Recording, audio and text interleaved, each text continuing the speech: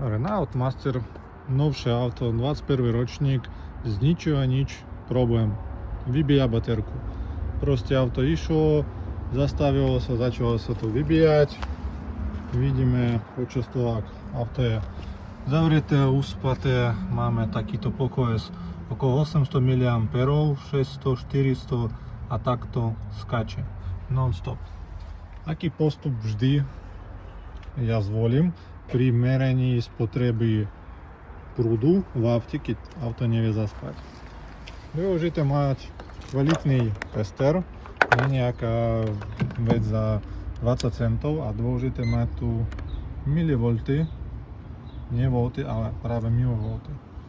Áno, dá sa vyťahovať len poistky, len nie vo všetkých autách to je dobré robiť, pretože niektoré auta môžu sa zobudiť a celý systém bude ukazovať nejaké hodnoty.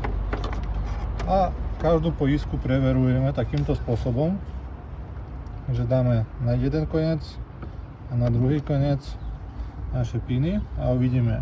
Toto je pokles napätia. Teraz vám už ukazujem poistku, ktorú som našiel. Je to 70 A, záleží od poistky, tie parametre sú určité schémy, ako sa to merá. Tu máme pokles 0,2 V, ako vidíme sa klesá.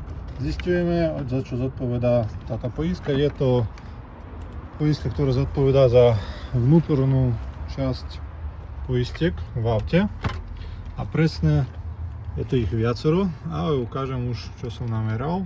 Dáme si na túto poistku merenie a uvidíme tu pokles 4 mV a skáče to rovnakým spôsobom, ako je na batérie. Začíname preverovať, táto poistka zodpovedá za viacero vecí, ale je tam jedna podstatná, ktorá dosť často vychádza. No a je to radio. Radio demontujeme, zabavne sa to demontuje v tomto aute.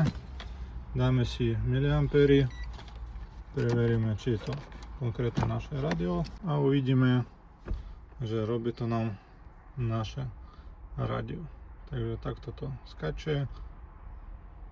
Z akého dôvodu a je strašné horúce, proste sa nevypne.